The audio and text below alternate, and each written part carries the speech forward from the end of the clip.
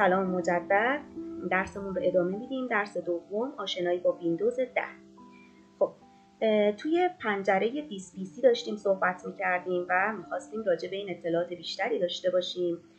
اولین چیزی که باید بلد باشیم این دکمه ها هستش که من اینجا یه دکمه کلوز دارم برای بستن پنجره که اگه فشار بدم کامل این پنجره بسته میشه. یه دکمه دارم که اگر من اینو فشار بدم علامت منها داره، مینیمایز، به کوچکترین حالت خودش میاد قرار میگیره، میاد و اینجا به کوچکترین حالت قرار میگیره که اگه دوباره روی این قرار بگیرم کلیک کنم برا من باز میکنه فضا رو. یه دکمه این وسط دارم که یا اگر به این شکلی که الان میبینید دو تا مربع رو هم قرار گرفته باشه به بزرگترین حالتی که میتونه این پنجره رو به من نشون میده، یا اگر یه بار فشار بدم پنجرم رو میاد کوچیک‌ترش میکنه. درست شد؟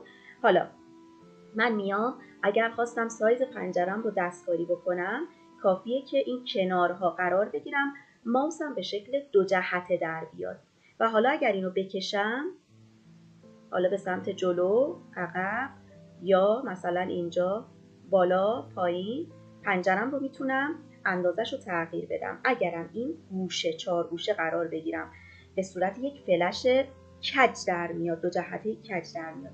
اگه اینو فشار بدم و بکشم از دو بر میاد پنجره منو از دو جهت سایزش رو تغییر میده. بعد حالا اگر که خواستیم پنجره رو جابجا کنیم کافیه روش قرار بگیریم و این رو به این صورت هر جا که دلمون میخواد ببریم و بذاریمش. خب بچه‌ها به این قسمت، به این محدوده میگن چی؟ میگن ریبون. درست شد؟ پنجره دیسپیسی یا مای کامپیوتر 3 تا گزینه داره که حالا توضیح میدم هر کدوم که نیاز بود، ولی مثلا من اگر بخوام این قسمت ریبون رو خب کلا از اینجا ببرم، هر وقت که هر کدوم از این تب ها رو به اینا میگن تب ویو، تب کامپیوتر، تب فایل. خب من میخوام هر وقت که مثلا تب ویو رو نشون دادم ریبون خودش رو به من نمایش بده و همیشه آشکار نباشه، این فضا برای من اشغال نکنه. اینجا این دکمه رو، این فلش رو اگر فشار بدیم یه گزینه هست نوشته مینیمایز ریبون. اگر اینو بزنید این دیگه میره و فقط هر کدوم از این تب ها رو فشار بدید ریبون مربوط به خودش رو برای شما آشکار میکنه. به این قسمتی که من الان مثلث کوچولویی که الان فشارش دادم میگیم کویک اکسس. بچه‌ها سعی کنید زبان رو در حین آموزش کامپیوتر با من قوی کنید. حالا ادعایی توی زبان ندارم ولی هر چیزی که بلد باشم رو همزمان معنیش رو به شما میگم تا شما بتونید قوی‌تر کار کنید، در عین حال زبانتون هم تقویت بشه. کویک یعنی سریع، اکسس یعنی دسترسی سریع. من اگر اینجا دوباره این دکمه رو فشار بدم این پنل کویک اکسس برای من باز میشه و اگر من اینو فشار بدم تیکش رو بردارم این ریبون من همیشه میاد و برای من ظاهر میشه.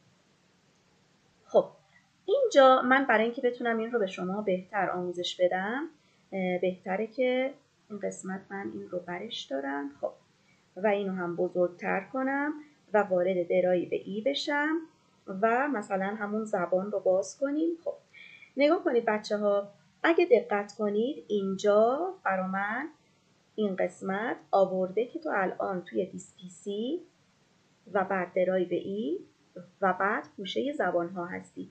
به این میگیم نوار آدرس. آدرس جایی که الان هستیم رو به ما نشون میده. اینجا یه کادری دارم که روش نوشته سرچ. من میتونم بیام و دنبال هر چیزی میگردم از این قسمت کمک بگیرم که اینو جلوتر بیشتر توضیح میدیم. خب اینجا چیه؟ اینجا 3 تا فلش داریم که حالا فعلا این یه دونه غیر فعال هست و ببینیم کاربردش چیه.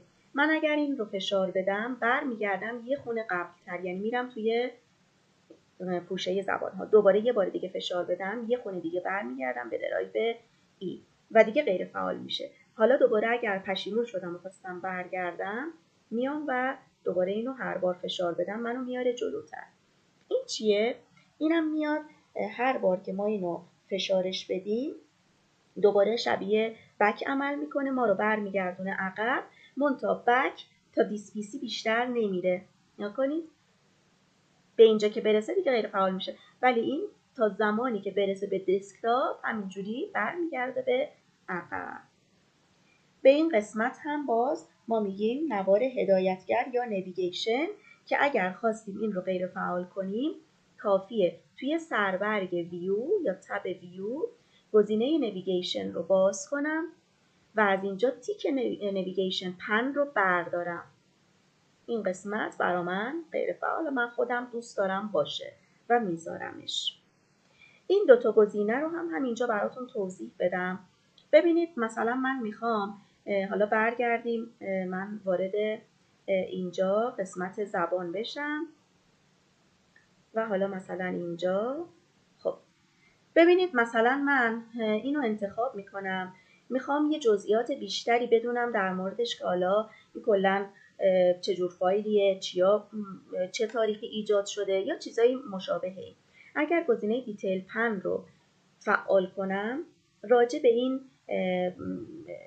قسمتی که حالا داستان اسباب بازی ها بود برا من آورد یه سری جزئیات بیشتری رو میاره اینجا ارائه میکنه و اگر گزینه پریویو پن رو بزنم میاد و اگر حالا این قابل پیشنمایش دادن باشه یه پیشنمایشی از این رو به من ارائه میکنه. حالا ببینیم این پیشنمایش داره، مثلا این.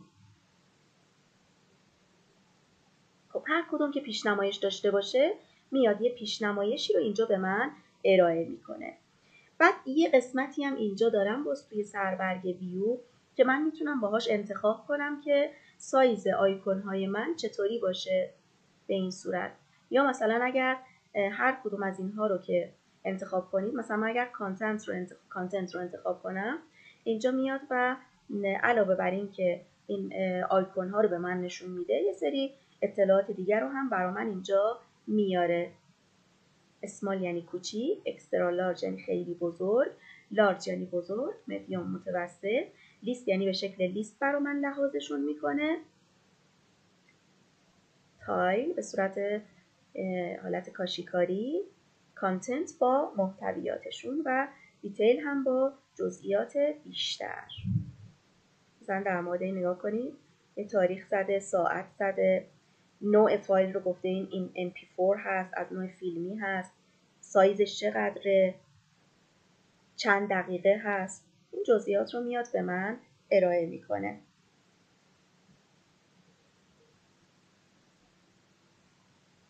خب بریم ادامه صحبتمون رو داشته باشیم. ببینید من اینجا این پنجره‌ای که دارم رو علاوه بر اون روش‌هایی که گفتم به این شکل میتونیم حالا معذرت میخوام، علاوه بر این که گفتم به این شکل میتونیم جابجا بکنیم، میتونیم از صفحه کلیدم کمک بگیریم. من صفحه کلید رو برای شما بیارم. فرض کنیم این صفحه کلید منه.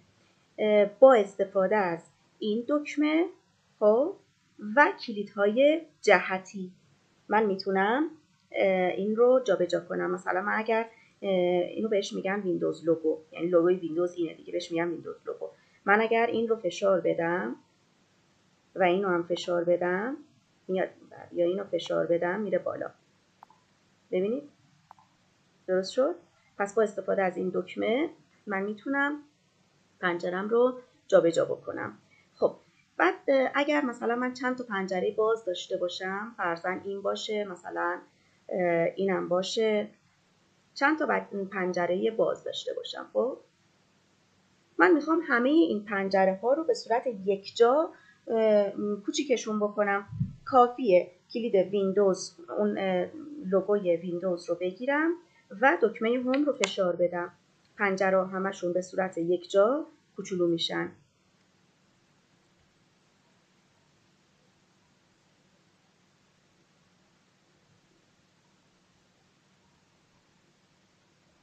خب این رو من ببخشید.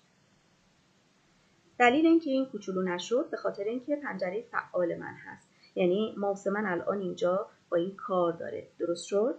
به خاطر همین این رو کوچولو نمیکنه، فقط پنجره‌های دیگر رو کوچولو میکنه. خب و اما قسمت بعدی توی سربرگ ویو، من اینو بزرگتر کنم، یه نکته خیلی جالب هست بهتون بگم. ببینید بچه‌ها توی سربرگ ویو ما گفتیم اینا حالتهای مختلف نمایشی هستن. من میخوام روی حالت دیتیل قرار بگیرم. وقتی روی حالت دیتیل قرار میگیرم این دوتا گزینه‌ام برای من فعال میشه تا بعد بتونم راجع به کل مطالبی که توی این قسمت داریم صحبت بکنم. من دیتیل رو فعال میکنم. ببینید وقتی دیتیل رو فعال میکنم میتونم بیام بگم بذارید وارد همون درایو ای بشم و زبان اینو هم باز کنم و انگلیسی. خب من وقتی وارد قسمت دیتیل میشم میاد جزئیاتی از این کلیپ های من یا حالا محتویات من میده به من، تاریخی که ایجاد شده، نوعش، سایزش، چند دقیقه هست، تمام اینها رو به من میده، تاریخی که توش تغییرات انجام شده، همه اینها رو میاد به من میده. خب حالا اینکه جزئیات چیا باشن رو از قسمت اد کالامز من میتونم کم و زیاد کنم. مثلا من میخوام فرضاً تاریخی که ایجاد شده رو نداشته باشه، یعنی دیت کرییت رو میخوام بردارم، این میده. یا نه میخوام مثلا تاریخ حالا اینو داشته باشم دوباره. خب این پس برای اینکه من بتونم ستونهای بیشتری رو برای جزئیاتم داشته باشم. یه قسمت دیگه هست گروپ بای، میاد میگه که اگه میخوای اینا رو گروه بندی بکن. میگم اوکی گروه بندی میکنم. بعد میگه بر چه اساسی؟ من میگم بر اساس سایز، این دلخواه شماست. بر اساس نوع داده که مثلا موسیقی ها توی یه قسمت قرار بگیرن، فیلم ها توی یه قسمت قرار بگیرن، فایل های متنی توی یه قسمت قرار بگیرن، برنامه های کاربردی توی یه قسمت، این میشه تایپ. بر اساس تاریخشون، بر اساس نامشون. من الان سایز رو میزنم میاد برا من گروه بندی میکنه. ضمناً میتونم اینجا بعد از اینکه گروه بندی رو انجام دادم بگم به صورت صعودی یا نزولی اتفاق بیفته. مثلا من میگم ascending، یعنی از کوچیک به بزرگ برا من سایز بندی کن. خب اومده گفته کوچکترین سایز 0.